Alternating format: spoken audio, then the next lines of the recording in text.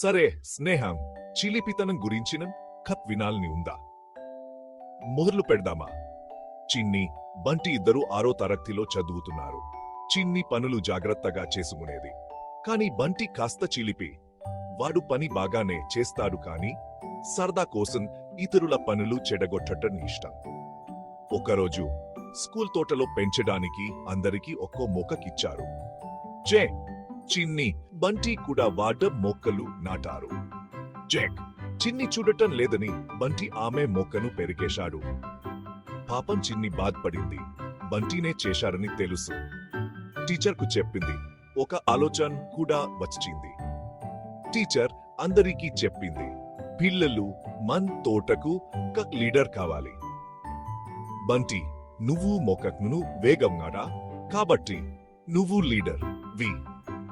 అందరూ వాడ మొక్కలకు నీళ్లు పోయాలని చూసుకో, సరేనా? బంటి గర్వంగా ఫీల్ అయ్యాడు. పర్యవేక్షించడం మొదలు పెట్టాడు. వెంటనే చిన్ని మొక్కను తిరిగి నాటి, చిన్ని బాగా చూసుకో అన్నాడు. చిన్ని టీచర్ వైపు చూసి నవ్వింది.